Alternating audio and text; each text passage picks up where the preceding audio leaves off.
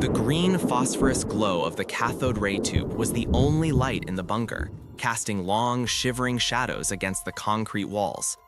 Oberfeldwebel's Hans Weber stared at the circular display of the Würzburg radar, his eyes burning from hours of unblinking focus.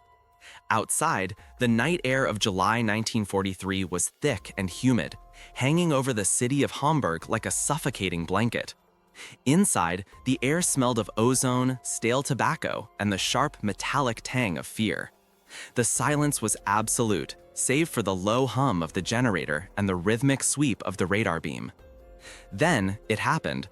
A single blip appeared on the edge of the scope. Hans grabbed his headset, pressing it tight against his skull. "Control, I have a contact," he whispered, his voice steady despite the sudden pounding in his chest. "Sector 47, altitude 20,000 feet. But before the command center could reply, a second blip appeared, then 10, then 100. Within seconds, the green screen didn't show a formation of bombers, it showed a solid wall of light. It looked like the entire surface of the moon had detached itself and was falling toward Germany. Hans frantically adjusted the gain, spun the frequency dials, and slapped the side of the console. The snow on the screen didn't vanish, it grew denser, a blizzard of electronic noise that swallowed the sky. "Control," he screamed now, abandoning protocol. "The instruments are gone. I repeat, the instruments are blind. The sky is full of ghosts." Above him, in the black void of the night, real engines were roaring, but the German defenses were paralyzed, staring at screens that told them everything and nothing at all. Hello, my friends. Welcome to the Cosmic Conquerors channel. Before we begin, please subscribe and hit the bell so you don't miss any of our new content. And share this story with friends so it reaches as many people as possible. If you have a story idea, drop it in the comments. Maybe we'll use it in the next video. Let's begin the story.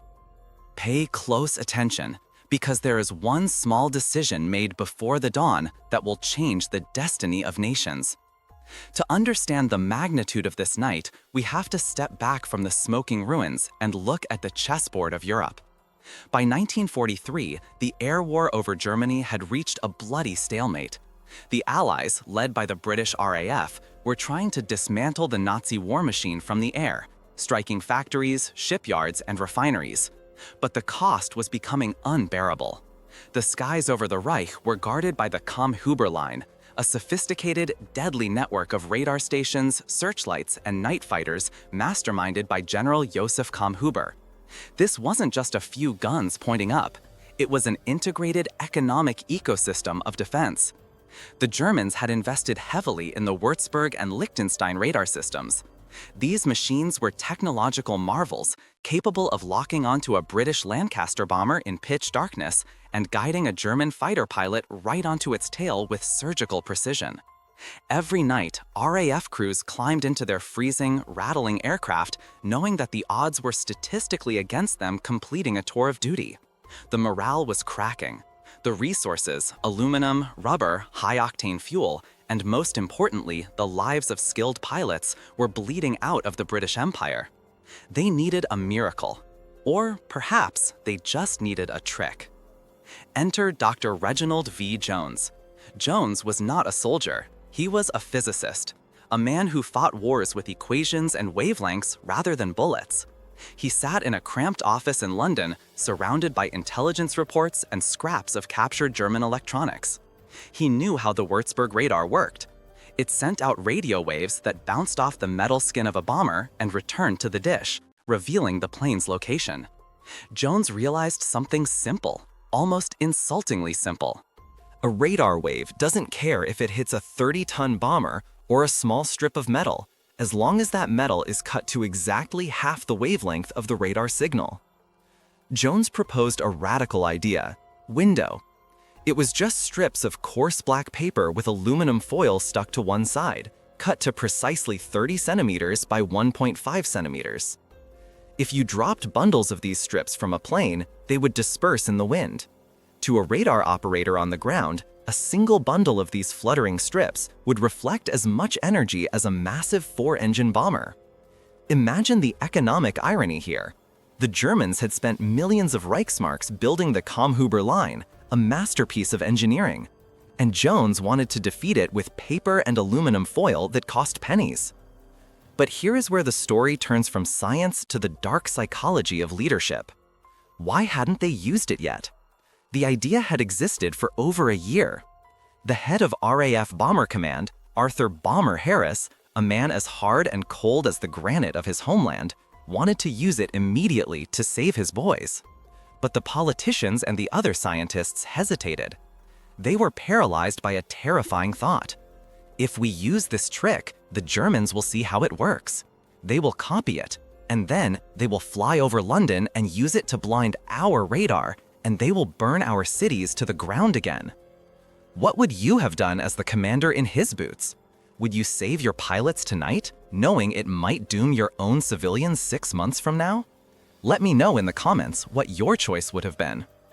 For months, the files on Windows sat in a locked safe, gathering dust while planes fell from the sky, burning like comets. But by the summer of 1943, the calculus changed. The Battle of the Atlantic was turning.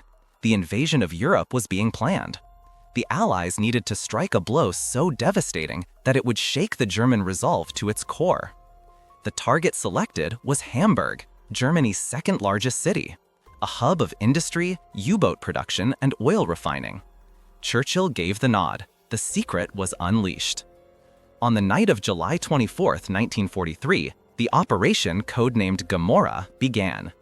791 British bombers lifted off from airfields across England. The roar of the engines was a physical force, shaking the ground, a symphony of destruction heading east. In the lead planes, the bombardiers weren't just holding high explosives, they were holding bundles of the secret weapon.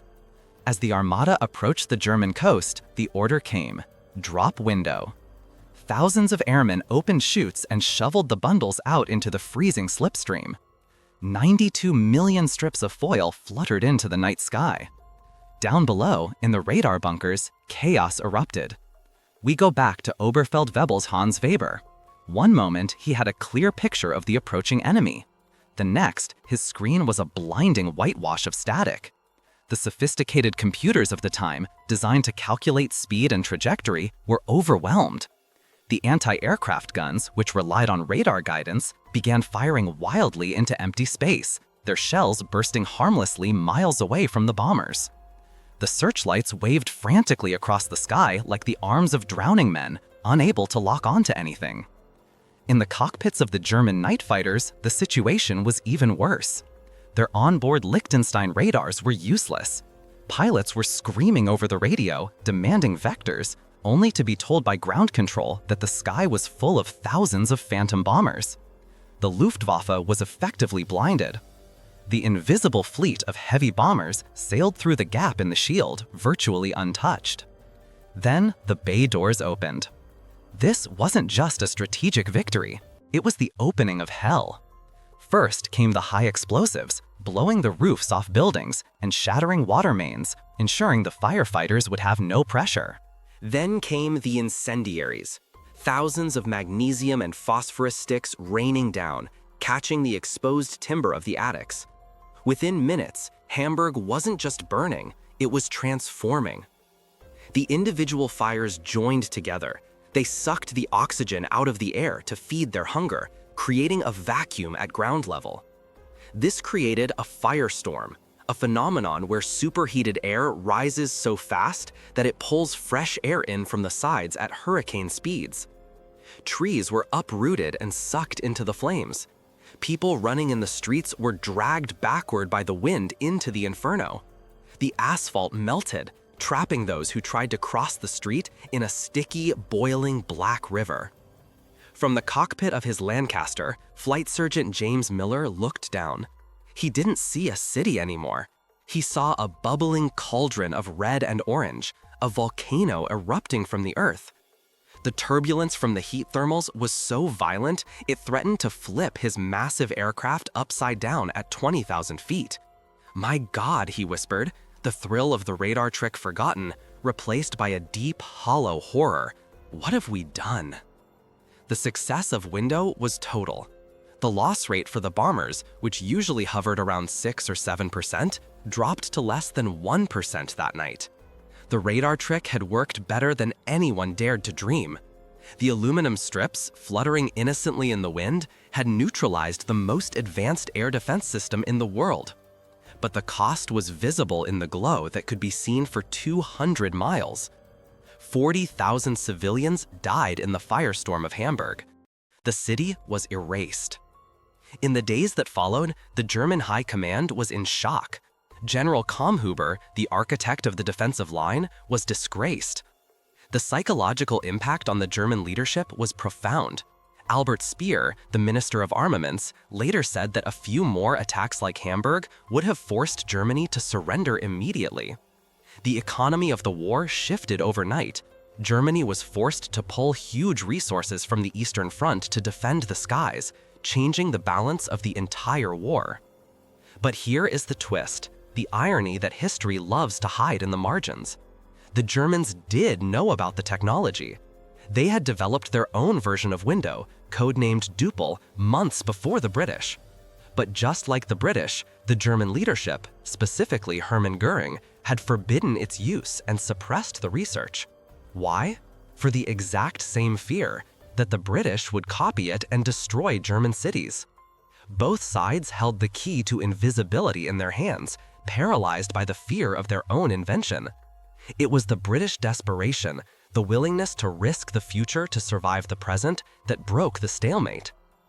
As the war ground on, the radar operators eventually learned to distinguish the chaff from the planes, utilizing the Doppler effect, since the strips moved with the wind and planes moved faster. But for that one critical week in July, the skies belonged to the ghosts. The aluminum strips changed the concept of electronic warfare forever. Today, every modern fighter jet carries chaff dispensers, a direct lineage to those paper-backed strips cut by hand in 1943. Yet, the victory rings hollow when you stand in the ashes. The pilots who flew that night, men like James Miller, returned as heroes, but many carried the silence of Hamburg in their hearts for the rest of their lives. They had made themselves invisible to the radar, but they could not make themselves invisible to their own consciences. It reminds us of a chilling truth about innovation in war. Science can solve the problem of how to hit a target or how to hide from a gun, but it can never calculate the weight of the soul that pulls the trigger. The most dangerous weapon isn't the one that destroys the enemy, it's the one that removes the risk of destroying them, making the unthinkable easy. Who do you think bore the true guilt for this day? The scientists who designed the trick, the commanders who ordered the raid, or the inevitable cruelty of war itself? If you were on the council, what would you have changed? And with that, we've reached the end of the story, but stories don't end here. If you liked this one, don't forget to like and subscribe to the channel so you don't miss any new stories. And if something caught your attention, leave it in the comments and let's discuss it together. I'll be waiting for your opinions. See you in the next story. Goodbye.